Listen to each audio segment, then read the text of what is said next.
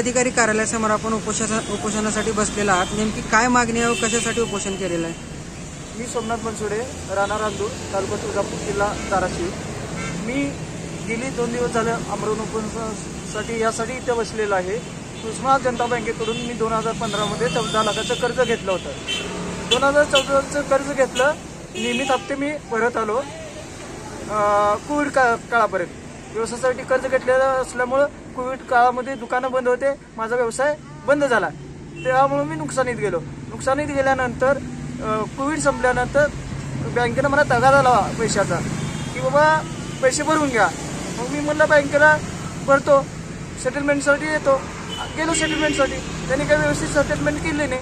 मग उलट मला टाळटाळ केलं, सगळी गोष्टी केली. मी बँकेचा नाच सोडला. पुन्हा आणि मला त्यांनी त्रास द्यायला सुरू केला. आणि त्या कालावधीमध्ये त्यांनी इन्शुरन्स पॉलिसी कोविडच्या काळामध्ये इन्शुरन्स पॉलिसी काढलेली आहे. कोविड काळामध्ये दुकानं चालू नव्हते. दुकान माझं बंद झालं तेव्हापासून आजच्या घडीपर्यंत त्यांनी माझे इन्शुरन्स पॉलिसी काढले.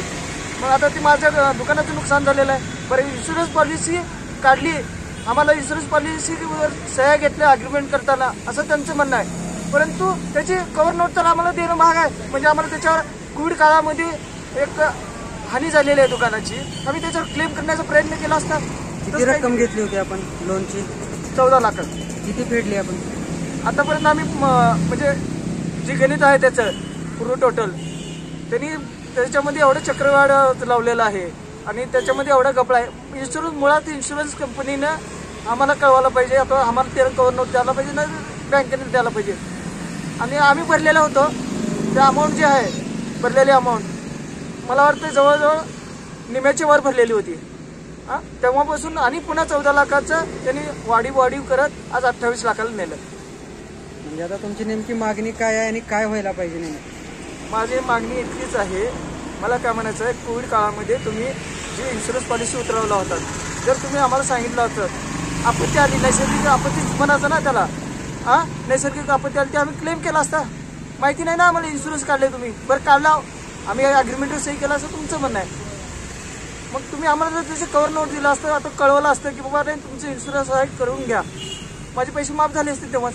मग माझी चौकशी असं माझं म्हणणं आहे की बँकेची प्रशासनाच्या मार्फत चौकशी करण्यात यावी. मागणी मान्य नाही झाल्यास पुढचं पाऊल काय आहे तुमचं? मी आत्मदहन करणार आहे, त्याशिवाय मला पर्याय नाही. कारण माझी परिस्थिती भरण्यासारखी नाही, माझी मानसिकता बी नाही. मी 2 दिवस झाले इथं उपाशी तपाशी बसलोय. 14 लाख रुपये लोन घेतला होता आपण, त्यातली किती रक्कम फेडली होती आपण आतापर्यंत? रक्कम फेडली, निम्याच्यावर रक्कम दिली नाही. म्हणजे 7 सांगतात 28 लाख रुपये. 28 लाख रुपये. ठीक आहे, मग तुमची मानसिकता किती आहे? तुम्ही किती भरू शकता तिथं पैसे? हो का, माझी मानसिकता तर भरण्यासारखी नाही.